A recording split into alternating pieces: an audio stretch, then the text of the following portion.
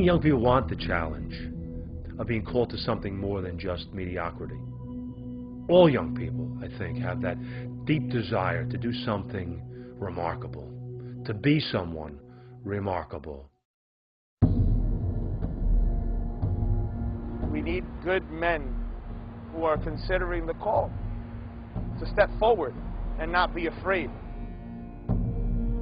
Men willing to give of themselves, men willing to follow the call, to try to say, what is this something, this sense of being led, being drawn into service. There are guys that are probably being called not hearing. Well, if we are priests of the alter Christus, the other Christ, who else but ourselves should be going out and, like our Lord, saying, follow me? And that one phrase has reverberated down through the centuries. The priesthood or religious life is a supernatural call. To lay down our lives so that others may have life. So to put one's own desires, one's own will aside and say, Lord, what do you want? I will place anything on the altar of sacrifice. We need men to give up their life for Jesus Christ. Now.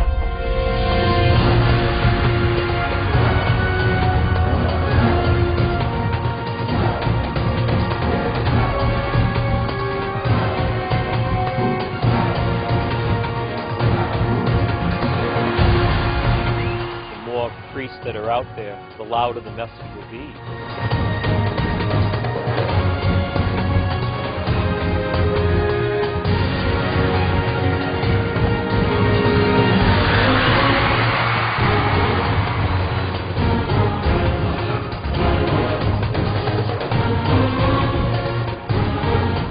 It's not natural to be a priest. You know, it's supernatural.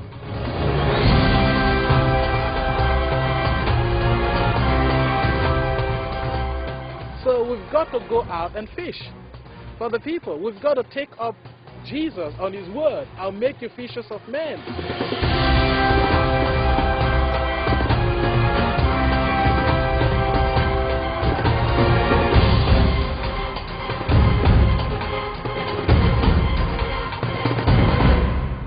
Vocation to the priesthood is countercultural.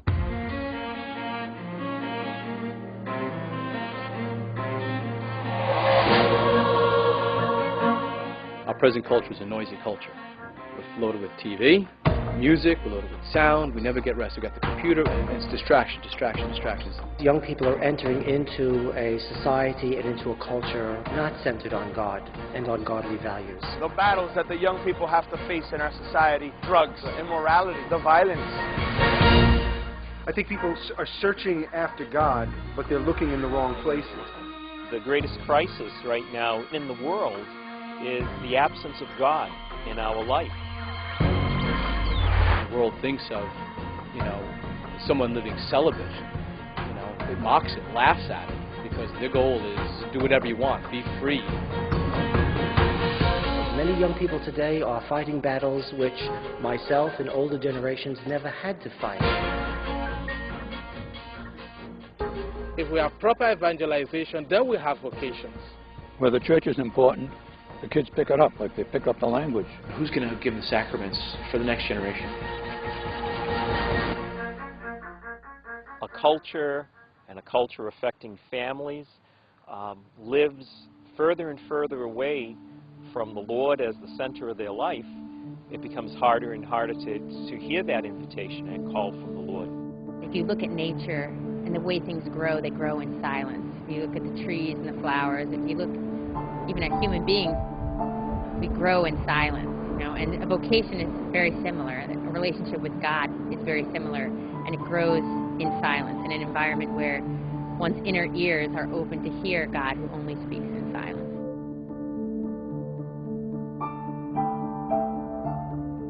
The church was very important.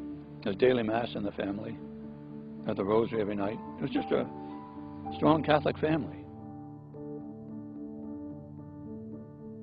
I guess from the time I was very young, I wanted to be a priest. Never thought of anything else. I was a professional baseball player for 8 years out of high school, which was a lot of fun for a kid from 18 to 26. And then I was a professional actor for the next 15 years.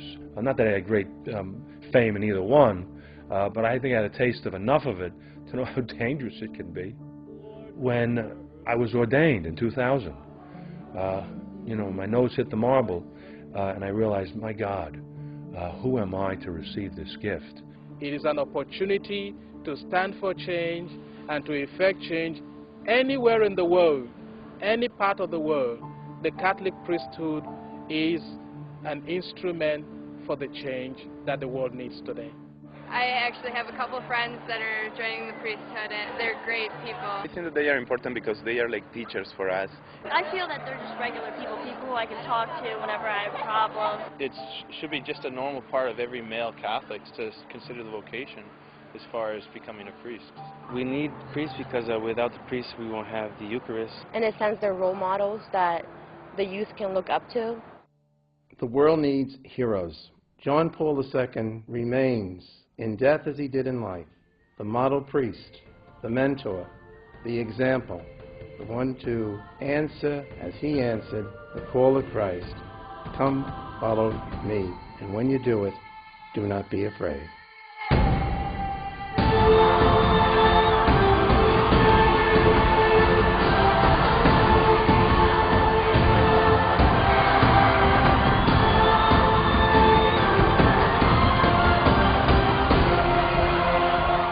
He was such a brilliant light, just shining in the world. And he was shining for the world, but he also shined for us, the seminarians, the priests, because he taught us how to be a priest.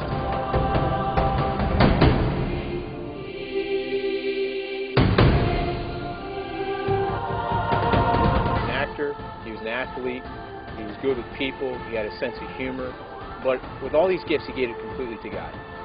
Set for us such an example that so many men were drawn to the seminary, were encouraged, were given strength. People saw a man who was living his life to the full.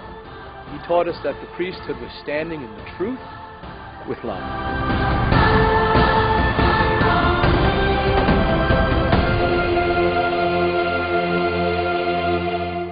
He was the face of the Catholic priesthood in our world, and what a beautiful face he really was. I often think of John Paul II as a child. When his mother died, he went to a shrine and he said to the Blessed Mother, "You must be my mother now." And he carried that into his priesthood. And so every priest needs to re-echo his words of Totus Tuus Maria.